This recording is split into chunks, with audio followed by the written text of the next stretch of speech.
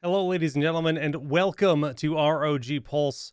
My name is Jake Kalinsky, and this week we've got a very special guest. We've got Jake from EK Water Blocks joining us to talk to us about, well, custom loops and water cooling in general. Jake, welcome to the show. Thank you so much for having me. It's a pleasure to be here and get to discuss something I'm quite enthusiastic about. Love to hear it, and because I'm going to be straight up at the start of the show, I have never done a custom loop myself. When it comes to water cooling, I've installed like one water cooled CPU, and that's about it. And that was just one of our pre-built units that has a radiator. So my knowledge is very limited in this space, and that's a big part of what the show is going to be. We're going to be talking about what it takes to get into custom loops and just liquid cooling in general for your system if you're into it. We're going to show off some really cool builds that people have done in the past. And we're going to just talk about just the whole system as it is. But let's talk about EKWB for a little bit. What is the origin like? How long has this been going on? So the official history is a little bit shorter than the, I guess, unofficial history. Edward Koenig, our CEO and owner of the company, started this years ago. I believe 18 years ago is when he actually started developing blocks all by himself. And then officially, we just celebrated our 14th year a little bit late into last year. So we're coming up on the official 15th year now. Very cool. And that starts the full EK Water Blocks as a full company. So if we had to get, like, say there's a mission statement, like what is EK all about? What is the main goal from EK? Honestly, EK is just all about bringing water cooling to everyone.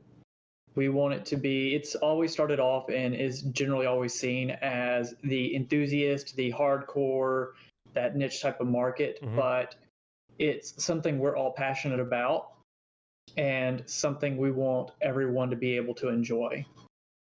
Very cool. Now, when it comes to EK and ASUS, we've actually been collaborating since 2012. So that's a long time. I mean, we've done a lot of different builds together. And I guess what we're getting at here is we have some really cool stuff that we do currently. Recently, we came out with the Maximus XIII Extreme Glacial, which is definitely the most attractive motherboard, period. Like, it is so unique and so impressive to look at. And I think, can you tease us? Can you show us the physical one right there? I've never seen one in person before. It is way heavier. I love it. Way thicker than. It's like a tank. Like, look at that. No, it is. When they call this an ultra block, they're not kidding. It's not just a mono block. It's not just a CPU block. It is massive, and beautiful as well, obviously. So we're gonna save that one for our second thing to show off. Let's start off with our GPUs. So we've got custom cooling available for the RTX 30 series. So we've got, now granted, ours is a little bit modified since this was our sample that we actually paired up with a Glacial in a showcase unit. Cool. But this is still similar to what the ASUS EK RTX series would look like. Obviously, for anyone who's seen the product pictures online or anyone use it in a build, this has a little bit different styling with the accent piece down here on the bottom instead of the end. And then ours, as I said, was modified. And the reason it has the different block on the front is because it's actually showcasing the active cooling backplate that we've made for the cards as well. But this does still give you an idea that when you get one of the ASUS EK RTX 3000 series cards, that it comes with this block already installed and attached to it. And it's a plug-and-play solution versus having to take the card, pull the air cooler off, worry about all the thermals, everything. Like, there's a lot of thermal strips you got to apply. You've got to reapply the thermal compound to the GPU. It's like, it's a process that, while it's not hard to do, it's a chore. So by having a plug and play solution is sign me up, right? Exactly. It definitely takes some of the stress out of all of it. For a lot of people, especially if you have something like, say, a 3080 or 3090, even if it's not the most difficult thing to do, there's always a little bit of stress and nervousness pulling an air cooler off of a card that is more expensive. Mm-hmm. And this alleviates some of that stress, which is, to me, one of the biggest benefits outside of even just making it easier. Okay, I'm gonna hide this graphic right here, but we can just kind of look at the Perfect. website too. This is a nice way to just get a really nice clean look at what we're looking at here. So, and as you can see, this design that you're showcasing right now is the actual standard one. And you'll see that the accent strip is on the bottom, and that's actually where the lighting comes from. And instead of being on the end and fading down through the side, it'll fade up from the bottom, or you'll actually won't see any of this at all when it's installed in a normal orientation. Mm-hmm. And then obviously we've got the active cooling backplate on this one versus what would be the standard just black with some white accents on the back of the standard backplate. But you can still see that it's already pre-cooled and that it's, as far as water cooling goes, essentially a plug and play solution. You're not having to worry about installing the block, making sure, like you said, you have the thermal pads right, you've used the right screws, you've got fitment correct, etc. It's just already assembled for you. So all you have to do is install the fittings, connect the tubes, and you're on your way with it. Neat little video from the factories of all this going together. So just kind of well, we're about halfway through, but just kind of talking about installing one of these in your PC. What is the main benefit we're looking at here from converting over to liquid cooled? So obviously people always talk about the performance benefits first. Water cools better than air. It's just having the ability to offset your cooling into larger radiator surfaces instead of compacting it down into a cooler that is not only going to fit on the card and inside that particular area of the case, but also not be too heavy on the card. That is the real benefit there. And so along with lowering your temperatures, the addition of extra radiator space and cooling potential also lets you run quieter.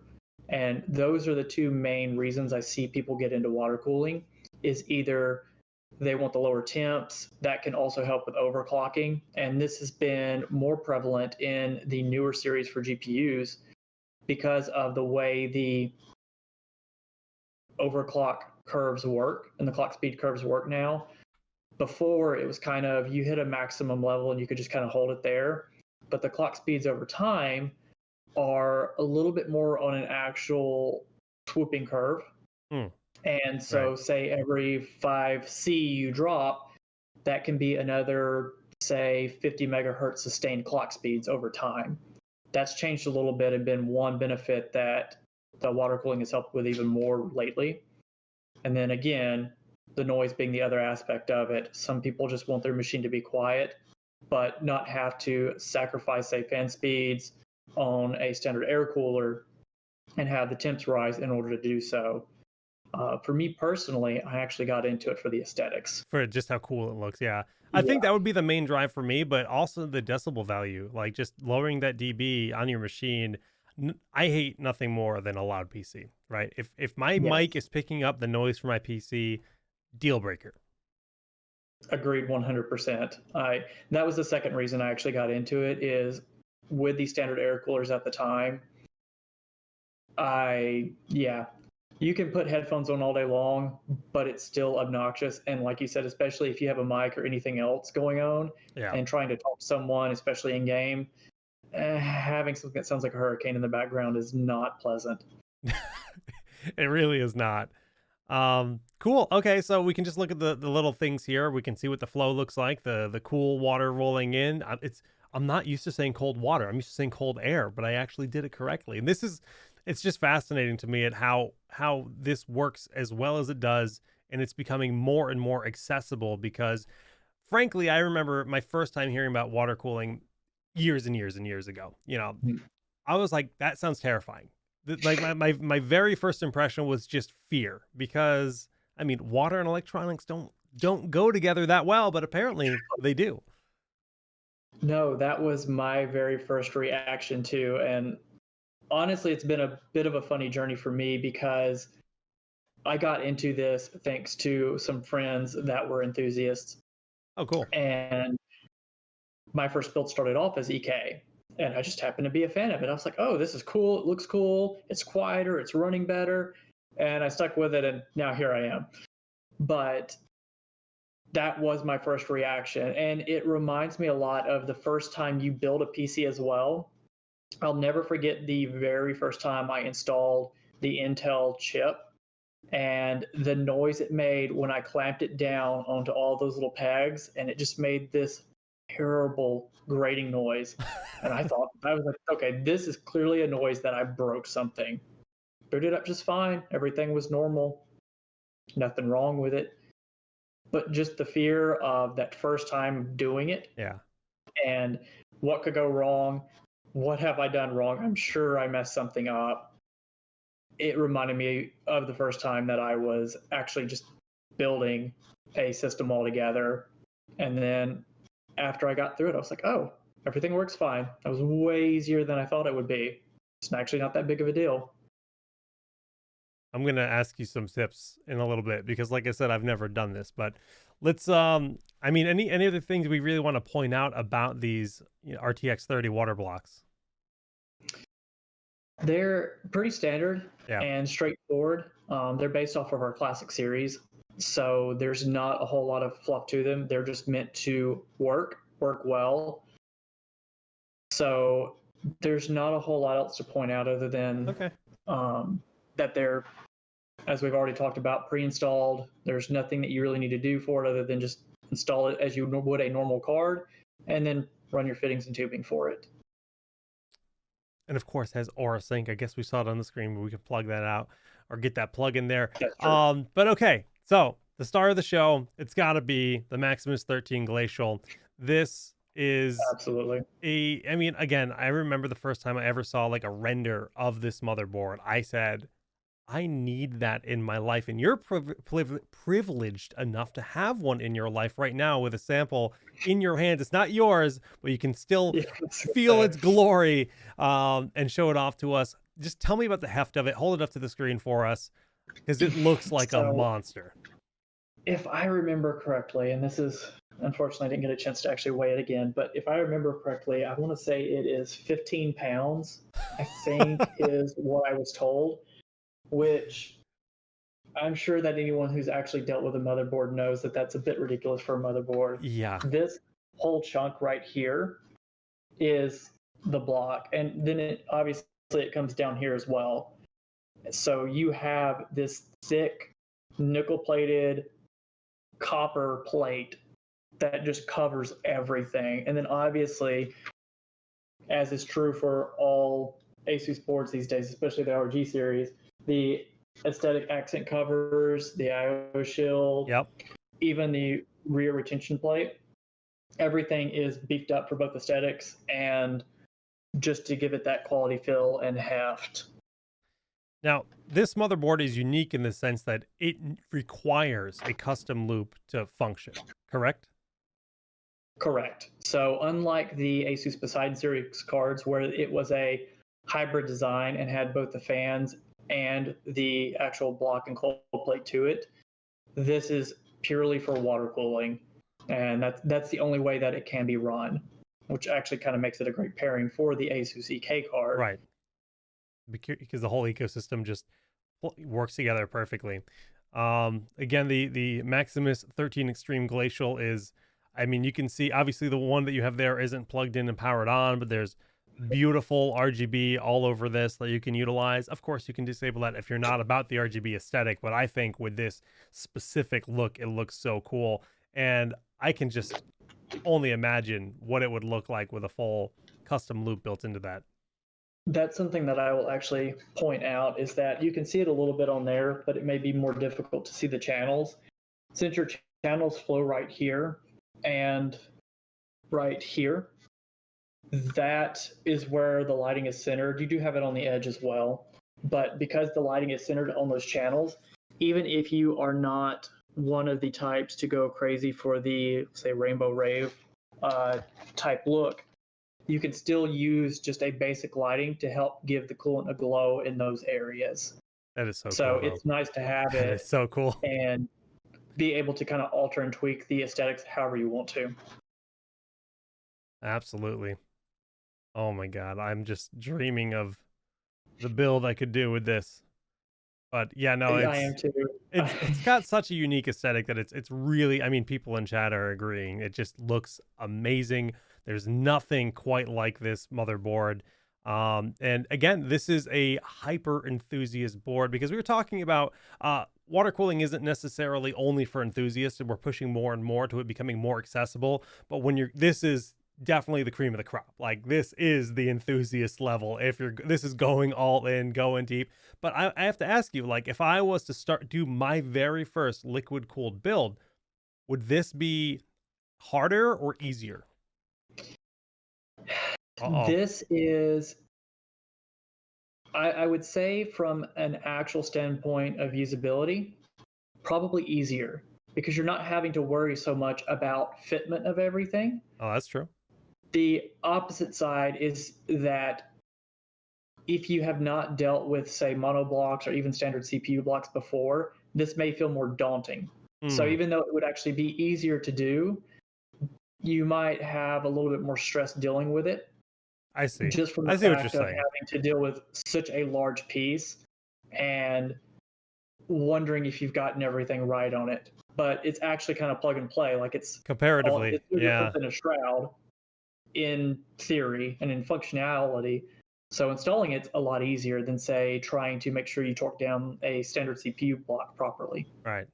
Okay, that makes sense. Very cool. Very cool. Just kind of talking about the customization and the flavor that you can achieve with this kind of, motherboard or liquid cooling in general. These are some pictures taken and some builds made by Andy the Lab. And Andy the Lab has joined us in the show, and we showed these pictures in the past. But check her out on YouTube because she does some of the most gorgeous builds out there, and she does a lot of really cool stuff when it comes to, you can see we've got the purple liquid in the tubes here for this specific build that she created. And, it just gives this PC such a unique flavor, such a unique flair where there's nothing in the world like it. And you can't achieve that without these custom loops. No, you cannot. And I think Andy is actually one of the best examples for when you're talking about getting into liquid cooling, because despite how these loops look, she's still extremely new. Less than a year, and she makes me look like the biggest amateur in the world. Like, I can't say much either. Like, I look at her work and I was like, oh, I've got like 5 years experience, and I've been building PCs for like 16 years, like a long time. And her cable management, what she does with custom loops, what she does with colors, and how she blends it all together. Oh my God, it's impressive. Yeah, even what little bit that I've seen from her so far, it's every single build something new to learn from, which to me is part of the fun of it. There's, even when using the same parts between cases, because of the ability to run your own tubes and some of the little accent pieces you can have with it, there's so much variety and character you can put into a build. Again, even using the same parts. That, to me, that is a lot of the fun of it. You have more ability to really make it yours and have something special and unique to yourself. That's a good point. Yeah, because again, what is PC building other than expressing yourself with your machine? You're going to use that PC every single day. You want it to fit your battle station. You want it to fit, if you have the capability to go in and choose the RGB or just choose a full white build, if that's what you're into, it's great. It's because parts exist for everything nowadays.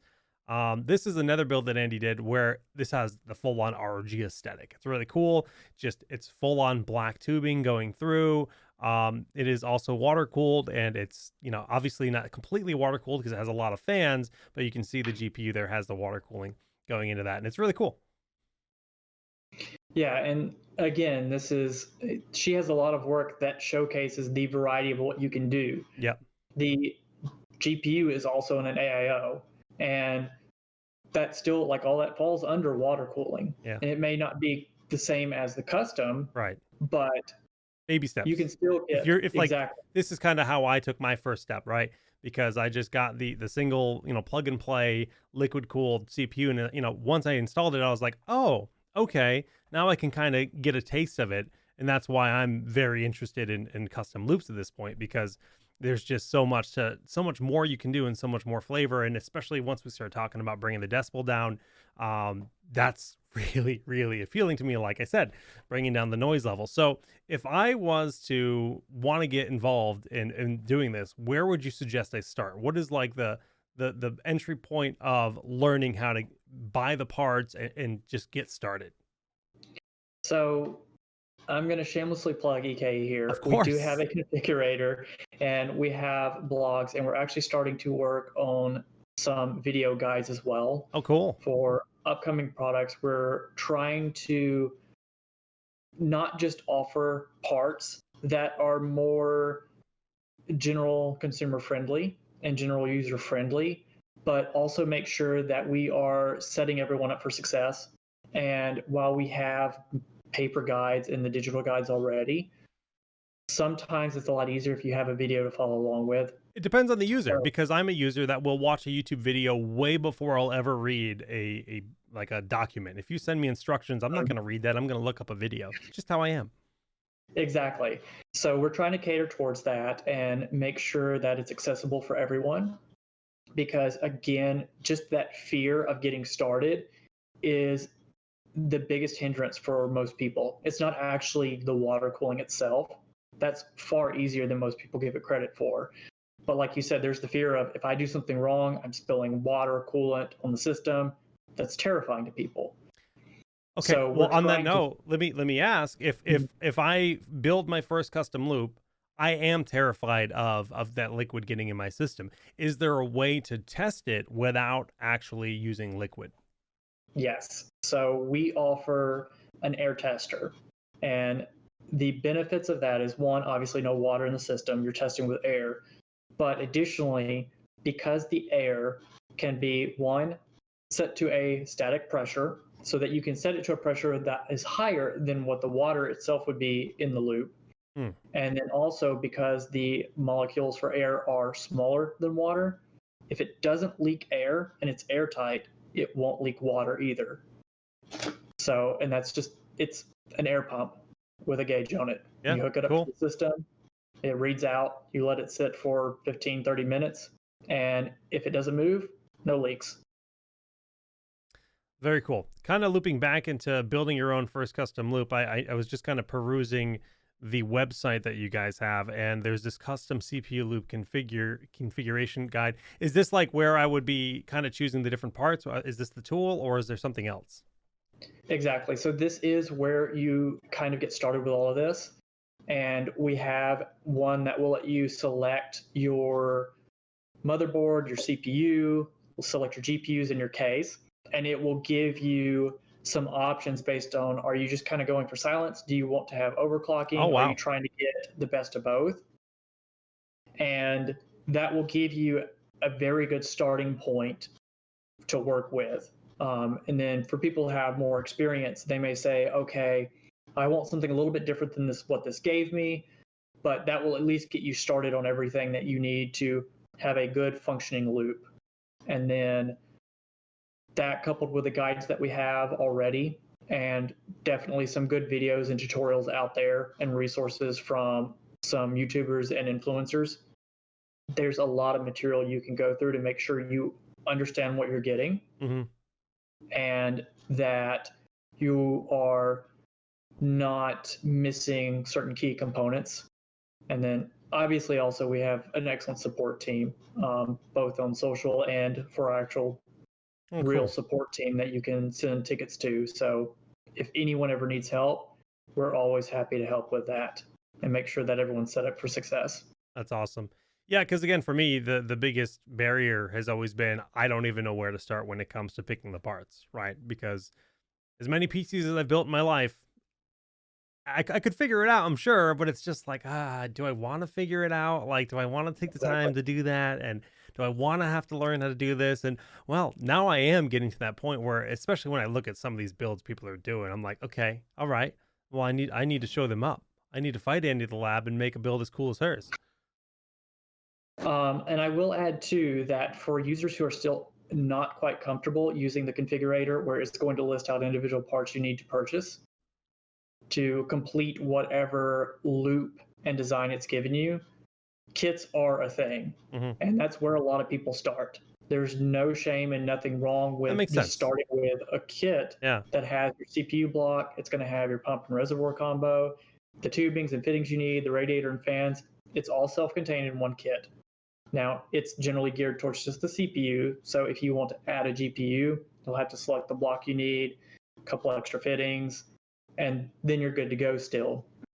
But obviously, those are expandable. So Yeah. what a lot of people do is they get a kit, they get started with it, see if they enjoy it, see if it's what they were expecting it to be. And with the kit, obviously, since it's all self contained, there's no stress over did I have everything? And then they'll wait a few months or wait until, say, they upgrade their GPU. And when they do, they'll add on, say, that extra radiator, they'll add on the GPU block or whatever else they want to. Maybe they move from soft tubing to hard tubing for aesthetics. All of those options are there. You're not limited by starting off with even just the simple kits. All right. I'm gonna start throwing some questions your way beyond Okay, just getting started. So I'm ready. we can see with this build that Andy did that it's got Mhm. purple liquid inside. Now that's not the tube color, correct? That is the liquid color. Correct. So what you see here is actually we call it solid. Um, this is our purple solid, electric purple, if I remember correctly off the top of my head. And nowadays you can get this in quite a few colors, and we've even gone as far as to offer a dye pack. So if you're like, I don't want quite this purple, I want it to be more violet, I want it to have a little bit more blue to it, a little more red to it, we have dye packs where you can just create the exact color that you want. The customization there is just about endless. So you guys are actually selling the liquids too. That's something that you can get directly. Okay. Now I've Correct. seen some crazy things on Instagram, like putting hot sauce in the the tubes. Is that something that is it going to have wear and tear over time? Is that something we should be avoiding, or is it purely for the memes? It's purely for the memes. So Jay's 2 cents is the one that comes to mind the most because he's actually played with some of these, and I think he's done he's done beer, I believe, which was quite entertaining. Um, there, it's definitely for the memes. Now, some Yeah. of these will short term work, but long term, definitely not. Outside of just potentially damaging the blocks themselves, such as wearing away a nickel plating Yep. or staining copper, things of that nature. It, it's just, yeah, you're going to run into problems long term. My favorite meme that I've seen so far is, for whatever reason, someone filled up one of the loops with baked beans. Oh. Yeah, it's hilarious and quite entertaining. But yeah, that is a good way to make sure that your stuff is not usable anymore. You definitely want to stay with a qualified purpose-built coolant so Yeah. that you don't have long-term issues.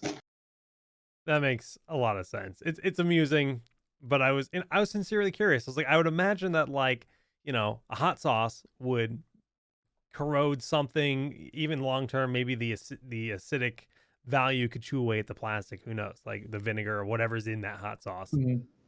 Um, And that's essentially it. yeah. It's going to, depending on what it is. Now, some things may not necessarily harm the system. It's just not going to function very well as a coolant. Okay. That So makes sense. When it comes to there, just go ahead. No, sorry. Go ahead. I was just going to say, when it comes to maintenance in general, what is required to maintain this for, let's say, 5 years? If I want my build to last me 5 years, is there any additional maintenance needed, or is there any maintenance that's suggested at least? So above and beyond the standard, you want to like blow the fans out with some air every once in a while because you don't want to let that get caked. You don't want to let dust and things like that get caked into the fans and then get caked against the radiator, which isn't much different than an air cooled system. Right. The other part of maintenance is that you do need to replace the coolant every Okay. so often. For most, it's 12 months. It's rated at 12 months. And while in general, it going a little bit past that is not dangerous, it's just best to stay on that yearly maintenance cycle and reduce the potential for either color fallout or reduce the potential for staining, Okay. and make sure that the corrosion inhibitors and the biocides are staying, I don't want to quite say filled up, but as the system runs, those things wear down and there's less of them in the loop. So that's the main reason for rotating the coolant out, say every 12 months. And then you will find that some specialized coolants, such as our Mystic Fog, which is geared towards RGB lighting, Hmm. that's actually on a 6-month schedule. Oh, I see. Because it's a little different because the actual material is it's not gonna capture the light as effectively, I'd imagine. Correct. Okay. What is the process like of removing the liquid? Is it super straightforward? You just kind of like drain it out, or It depends on how you have set up your loop. okay. So one thing that is generally recommended for everyone is to install a drain port that is easily accessible, and that allows you to just open the drain valve, let the coolant flow out, and then you should also have a fill port somewhere to make filling and draining very easy. Huh. If you have the Makes loop sense. set up well, you can have loop drained in 5 to 15 minutes, and it doesn't take more than maybe 5 or 10 minutes to fill it back up. Oh, I have definitely forgone using a drain valve before, because I couldn't find a place that I liked it aesthetically oh, in a okay. build. And I have also put myself into a position where I've taken 6 hours to drain a system and get everything actually out of it because I could not find a good way to drain it Oh, and just the not way it was risk spilling positioned. coolant. Yeah. Mm. Oh man. So loop setup is definitely an important part of it. Most standard loops actually won't encounter an issue like that or anywhere near as severe. Most loops will give you a pretty easy layout. It's not until you start getting to the crazier stuff like modification that it becomes more difficult to find a good proper place to put a drain valve and have an easy point to drain the coolant from and to fill from.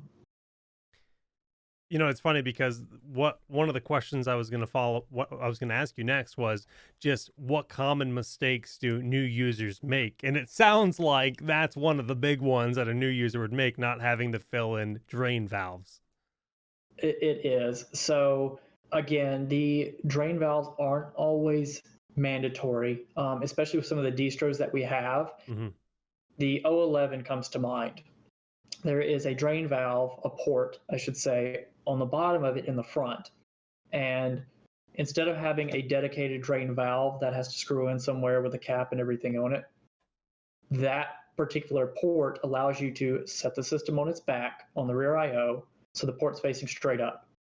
You can open that port, attach some soft tubing to it, and then just set it back upright and drain out of it. So you actually don't need to worry at all about a dedicated drain valve or anything of that nature. It's already kind of done for you. But there are definitely other instances to where you would want to include a drain valve to make it a lot easier for maintenance. Yeah. Okay. Any other tips you'd want to give, or any other common mistakes rather that people tend to make when it comes to doing this for the first time?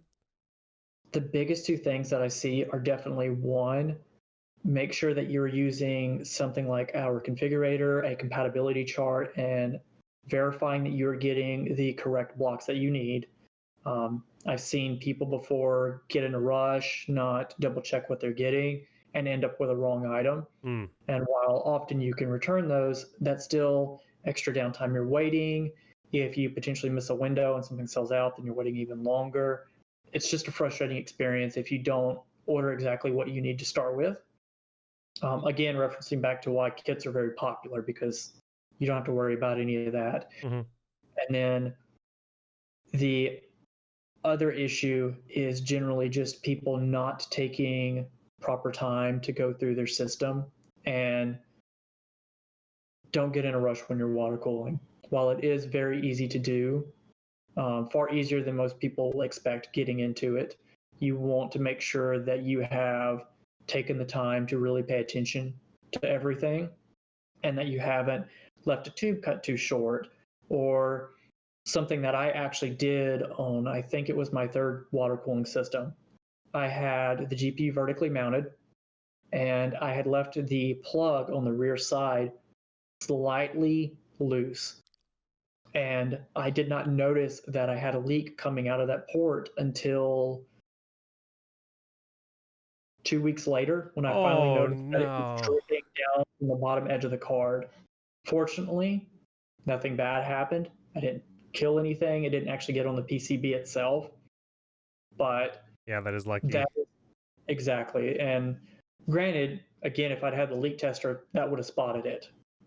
That's something that I always recommend. I think just for the sheer reduction of stress and the assurance that it brings, it's worth it.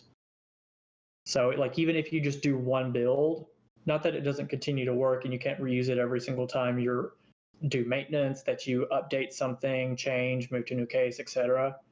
But just even for the first time, I think it makes all the difference in the world in the level of comfort someone has for that. I don't think I'd be willing to do this without the air tester. Like, hearing that exists is really good to know.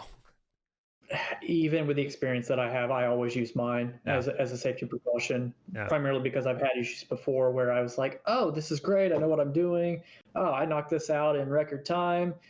And then there's something like that. I Yeah. didn't do my due diligence, and I made that mistake. A 1% leak is 1% leak, right? You know, only takes the smallest amount to cause a problem. Exactly. So, and again, if you do your due diligence, that's not really an issue or concern. The leaks like that are really rare. Yeah. Just take your time with both ordering the components and checking what you need, and doing your research, making sure you have all the right pieces. And with the actual assembly of the loop, the biggest thing is just take your time. Don't get in a rush. Double check, triple check. Make sure everything is done as it needs to be, and you won't have issues with it. Any other final bits of advice you'd like to give to someone getting into this for the first time? Like I said before, especially for the EK team, we've got people that are on social and in the actual real support team as well that are helpful. So never be afraid to ask questions. Like, this is not one of those things where you want to guess or assume, because even if nothing necessarily goes wrong, you don't want to order the wrong stuff and then have to worry about returning it and dealing with all of that headache and frustration. You don't want to start your experience with water cooling off already frustrated and irritated in that manner. So never hesitate to reach out to some reliable communities, to our team, to get the kind of information you need, and make sure you are starting off already set up for success. Very smart. Yeah, just double check, make sure you got the right stuff. Same thing with a build. We've been talking about how there are tools that kind of help you understand what you'd be buying for your PC. When I build a PC nowadays, I always use PC Part Picker. Right? It's such a nice Mhm. little tool to make sure that my case is gonna. I recently built a PC for my wife, and I was about to order all the parts. I'm like, let me check PC Part Picker, and of course, the motherboard didn't support a USB Type C on the front of the case. Right? There's like one little thing, and it's a minor detail that I never would have noticed myself. A PC Part Picker pointed that out, and that's so resources like that are your friends, but also the fact that you guys have a support team to help with that as well to verify, that's even better, because that's foolproof. Yeah, like I said, we want to make sure that everyone who gets into water cooling has as easy and fun experience as possible. So we do our best to make sure that we provide information and help so that somebody doesn't have to fumble through this by themselves Right. and doesn't have to deal with the learning curves and headaches that the pioneers from years ago dealt with when they were getting into it. And at that time, there was no custom blocks. It was, hey, I machined something in my garage and hooked it up to a car radiator, and now we're water cooling. That's cool though. I mean, someone's got to start Oh, it. sure. Yeah. Just one final look at the Maximus XIII Extreme Glacial because it is just such a beaut. This is he's got the physical one. He's going for it. It's over 9 pounds, almost 10 pounds on this motherboard. The tank of all motherboards, full custom loop support. I mean, it requires custom loop rather, not even support, but how many, oh my goodness, the IO ports are glorious. How many USB ports is that? Like 12? Let's see. It is 1, 2, 3, 4, 5, 6, 7 ports plus the BIOS one, and then 2 Type-C ports as well. Oh my, the And then 9 obviously it's got total. the front ports on top of it. Yep. And you can see it's got 2 of the USB headers there. Yep. And then 2 of the ports there as well. It's just loaded down with everything. I'm the weird guy that like relies on like tons of USB ports for the kind of streaming I do. So like when I see lots of USB ports, I get really excited. It's like no one else gets that excited about USB ports but me. But you know how it is. The best way to phrase this is literally everything and the kitchen sink. Like this is quite literally everything. And then shout out to JJ. I know he would be really upset if I didn't take the opportunity to mention this, but so when this was called an ultra block, again, it cools the CPU, the VRMs, the chipset, and then it actually has a coolant channel that cools the top NBUT2 that I believe is right here, if I remember correctly. Sounds right. But on top of it, you've got a water block sensor here that is going to measure the pressure, make sure you don't have a leak. And then let's see, where is it at? You have on the side, obviously, the water pump headers.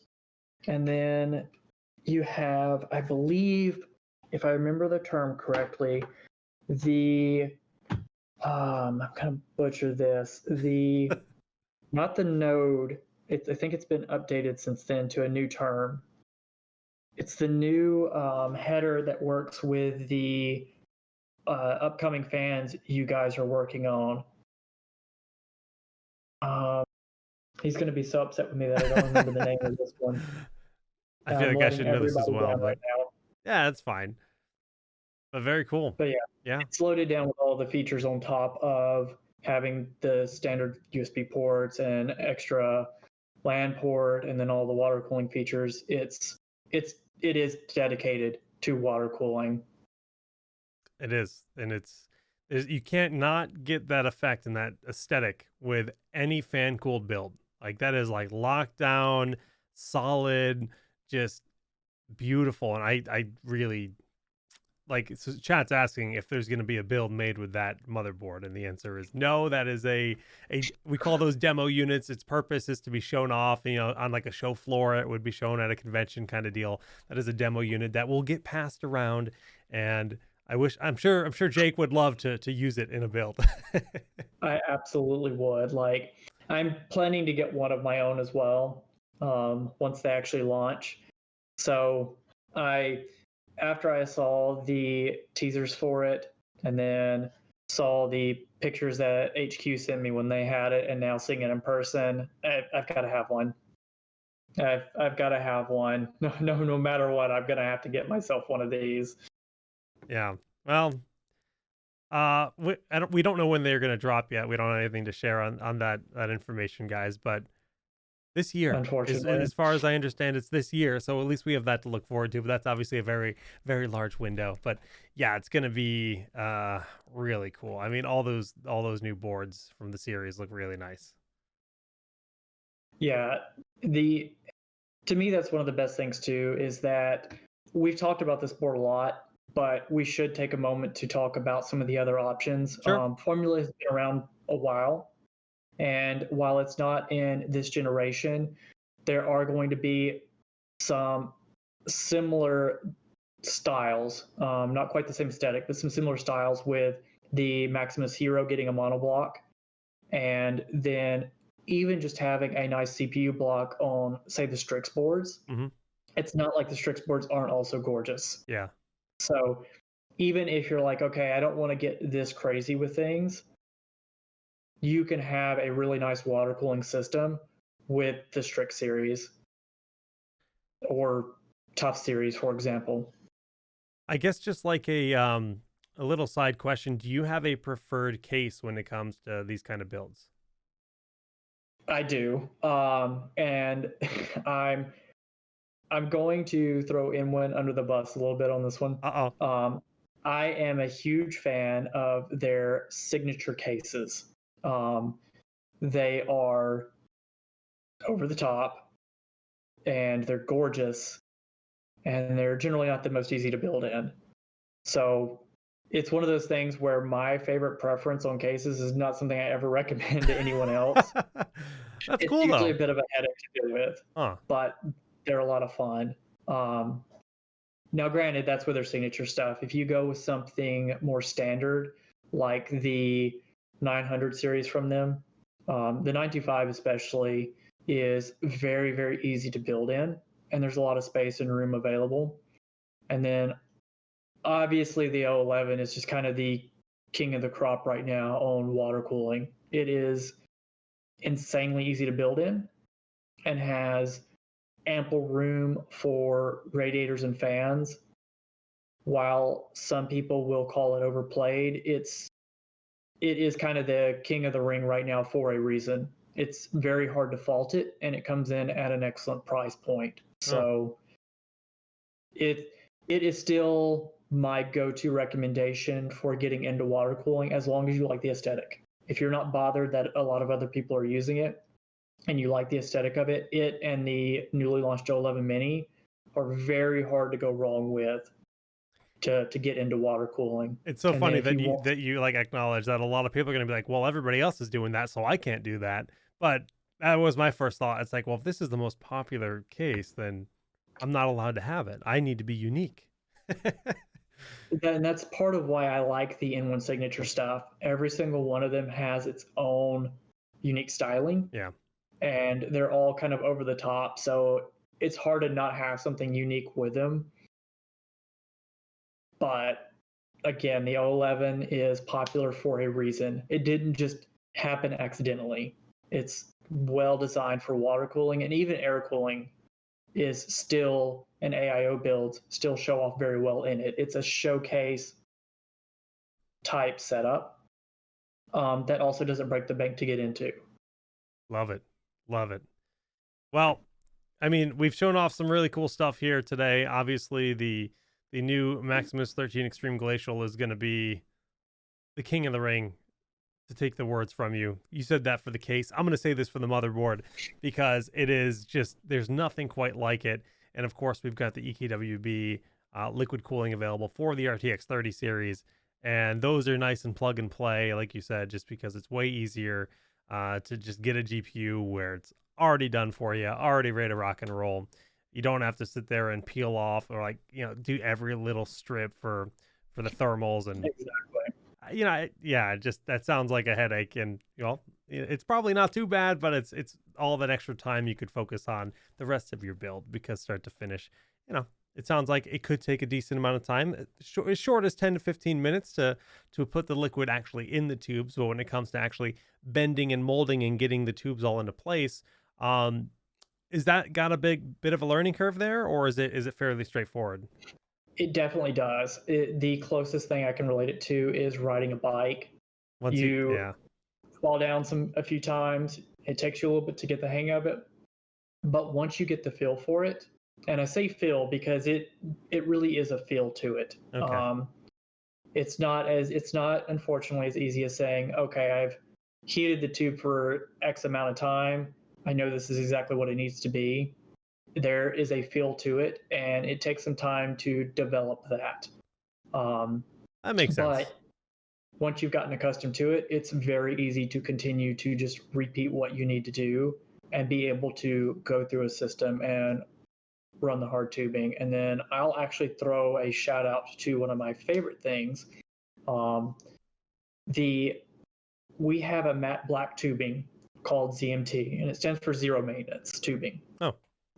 The idea behind it is that it's a thicker tubing and it's matte black. So you're not dealing with things like sunlight permeating it and either deteriorating, say, some like normal soft tubing and stuff. When direct sunlight is hitting it, that UV rays can deteriorate some of the coloring and things of that nature. Yep. So it's meant to not deal with that. It's meant to not have any kind of evaporation coming out of the tubing. But personally, I like it because it just looks good to me. But it's also soft tubing, so you don't have to worry about bending anything. You just cut it to whatever length you need, and you're done. If you want to get into liquid cooling and you want it to be as easy as possible just to get started, and you're not someone who's like, I've got to have that hard tubing aesthetic, at least not to start, that's my go-to recommendation. That's probably what I'll do. That sounds like the play. It's very easy, and I don't think that in any way it looks bad. Like you're not losing aesthetics, in my opinion. It depends on what your end game goal is, I guess. It depends on what you're trying to achieve. But exactly. Yeah. And totally off topic, but just because I took time to look this up because it was bothering me, it's the ASUS Hydra node.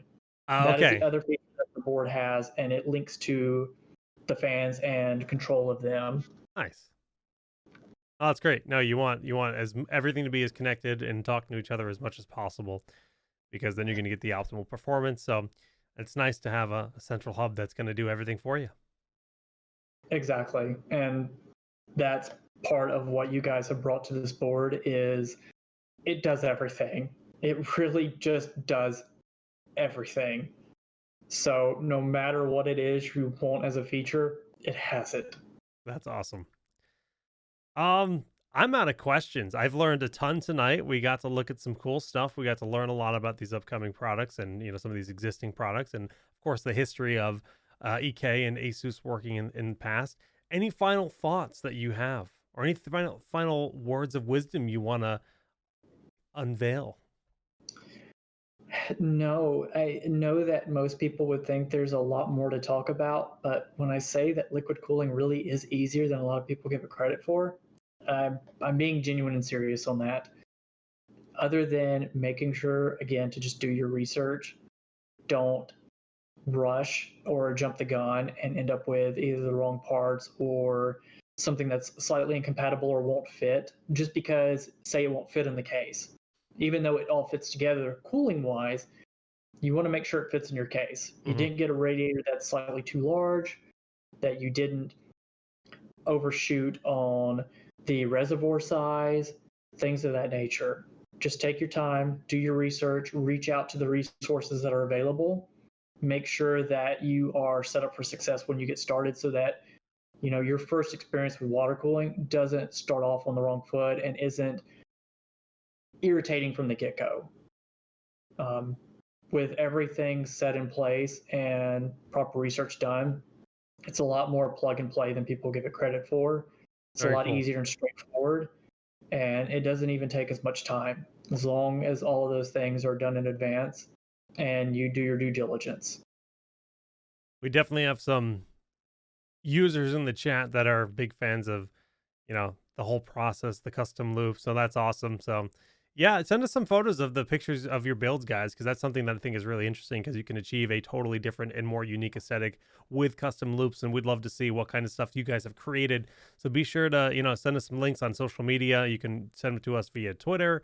We'd love to see what you guys have been creating. So this has been our first show covering custom loops, and I think we'll probably revisit this and go a little bit more deep in, maybe even do a live build in the future, because that's something I'd like to do.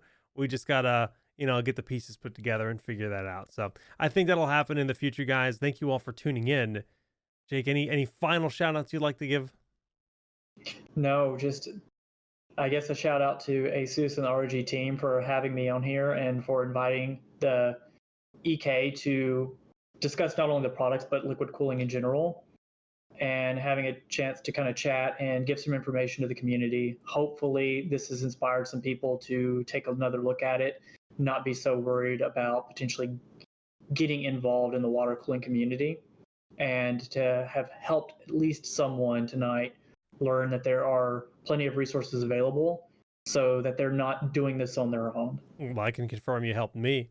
So, because I'm sold, and I'm sure there will be others as well, because this is going to be a lot of fun. This is definitely a new piece of PC gaming that I've been missing out on. So I'm looking forward to taking the plunge. But yeah, friends, thank you all for tuning in. We'll see you next time. GG's. Thanks.